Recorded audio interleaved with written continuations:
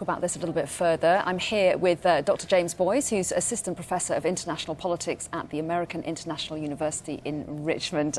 Good evening to you. Hi there. So the first ballot's about to be cast in these Iowa caucuses.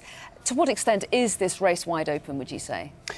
It's certainly wide open. There's no doubt about it that Mitt Romney in national polls has been leading throughout most of this election cycle. We need to discount the national polling and look very much on state polling, of course, because Iowa is very much a law to itself.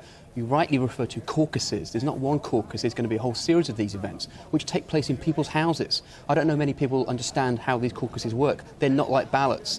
They're going to be in people's houses, and even some of the votes will take place by a show of hands. So it's a very unusual situation. So if it's not representative of the rest of America in a lot of ways, why is it important? It's important because, as Greg rightly pointed out in his piece there, Iowa prides itself on being first in the nation to go to the polls, effectively. So what you see is, and Greg pointed this out again, this idea of momentum building. So people like Jimmy Carter, for example, and the first President Bush have emerged on a national stage partly because they did very well in Iowa and gained what George Herbert Walker Bush called the big momentum going into events such as the New Hampshire primary, which is on January 10th, for example. And as we say, Mitt Romney has a slim lead in the polls at the moment. Why do you think that is? Is he being viewed as the safe pair of hands amongst the candidates? He is in many ways. He has a lot of negatives about him. For example, he's a Mormon, which people won't take necessarily warm to. He's also from New Hampshire, a Republican from New Hampshire in a very liberal state. That says something.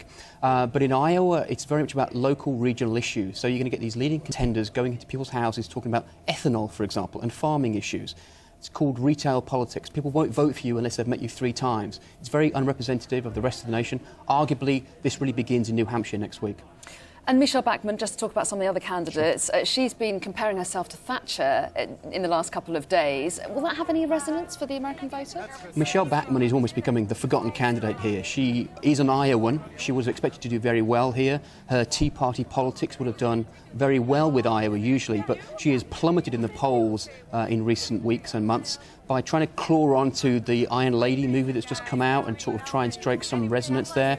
It's very much the last roll of the dice. She's seen people flocking from her campaign team in recent days. So this really is a last desperate gamble by Michelle Bachmann, I think. And according to some of the polls, there are a lot of Republican voters who are uninspired by the candidates on offer. To what extent is the Democratic Party rubbing its hands together, thinking this gives us a decent chance of Obama being re-elected? You're absolutely right. Obama's greatest gift is his opponents, arguably.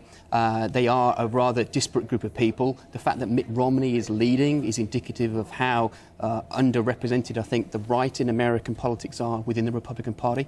And you're going to see in Iowa just 120,000 people voting who are going to make a big impact upon who the next president of the United States could be. And possibly some months before we know who the Republican candidate is Absolutely. as well. Months of suspense ahead. Absolutely. Dr. Boyce, thank you. Thanks.